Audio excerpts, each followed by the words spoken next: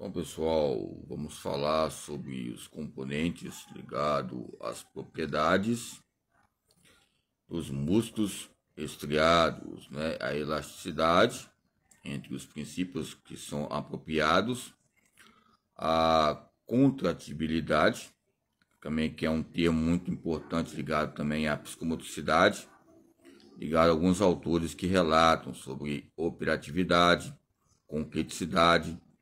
Aí vamos enlarguecer nos termos de elasticidade, que vai haver o alongamento, contratibilidade, que vai haver uma contração, tonicidade, que vai haver, ou seja, o tônus, que vai intercalar as propriedades relacionadas à função psicomotora, entre a coordenação fina, coordenação grossa, coordenação global ou ampla, e entre esses pareceres que ligam aos campos perceptivos.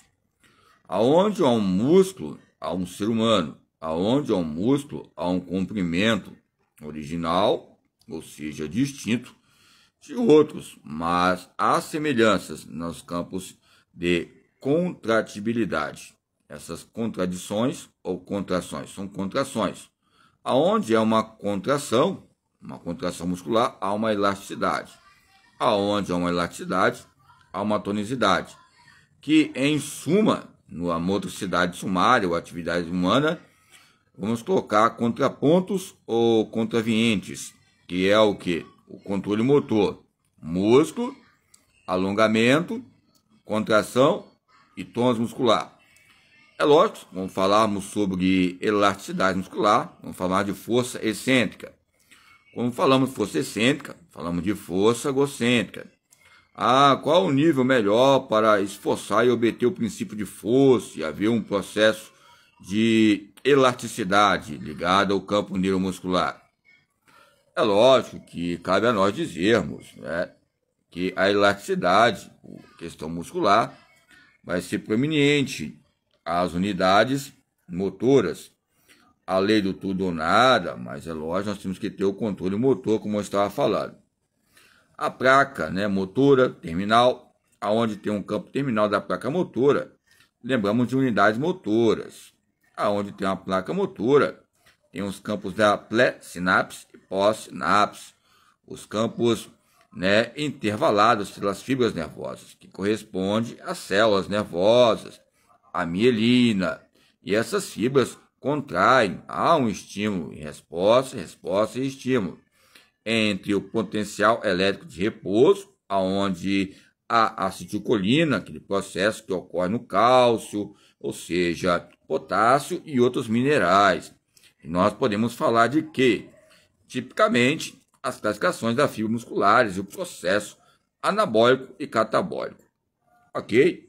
Embora as ramificações formam a chamada unidade motora, e a palavra ramificação nós podemos associar o que? Aminoácidos, proteínas, que vão ser um campo de intensidade e volume, ou seja, são fatores importantes. Então, quando falamos de esses fenômenos, é chamado de, ou seja, o campo, essa soma espacial, há uma soma espacial há um tempo, há uma soma espacial, ou seja, há múltiplas escolhas.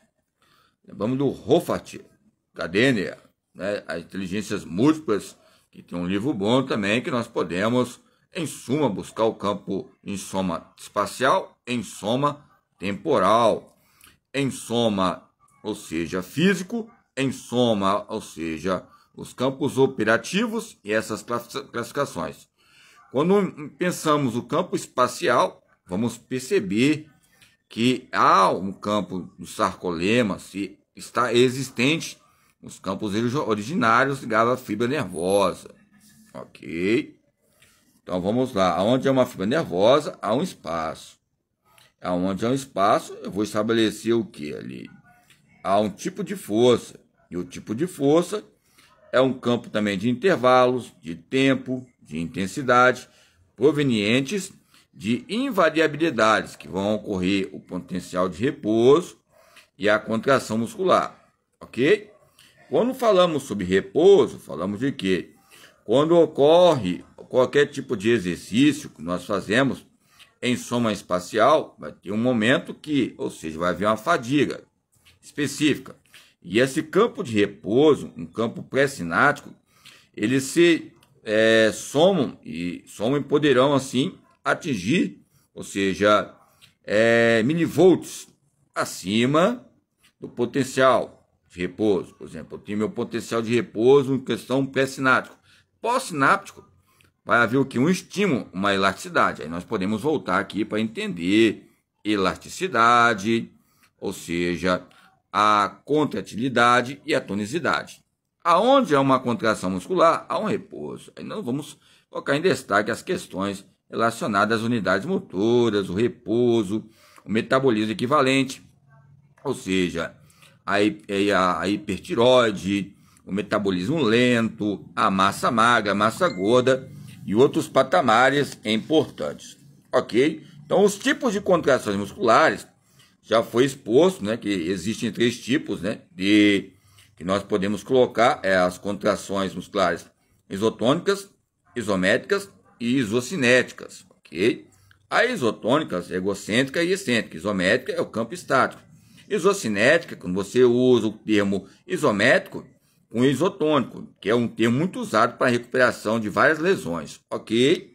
Esses tipos de termos de qualificações, de quantificações, colocam o termo de contração isotônica, que é o dia a dia, que é o conceito de atividade humana, e o campo isométrico. Imagine os termos isocinéticos, quando você está na cama, dormindo, ou seja, em decúbito dorsal, decúbito ventral, decúbito lateral. Esse processo ocorre.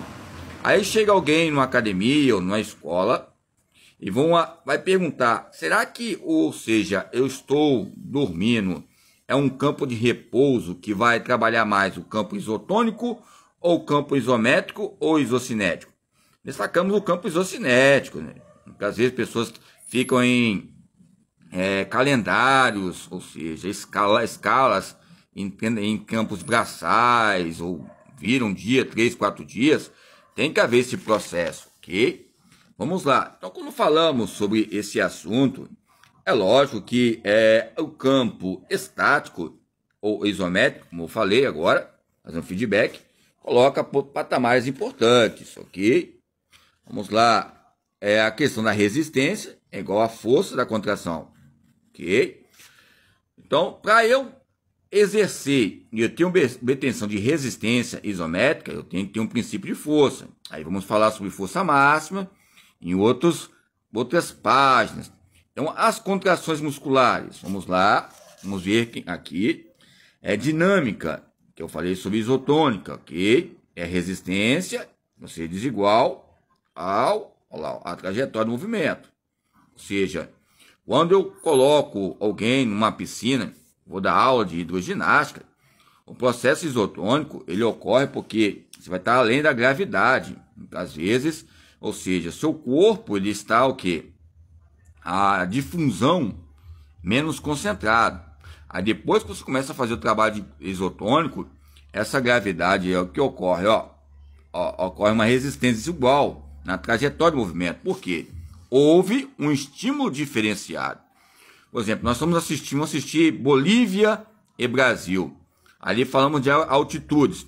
Aonde vai declarar em questões de importância o alongamento muscular, é lógico também o campo isométrico, campo de resistência, é lógico também que possa também ser equivalente à pressão arterial, ok? A tensão, ou seja, em toda a trajetória, a tensão, lógico que é inerente ao ser humano.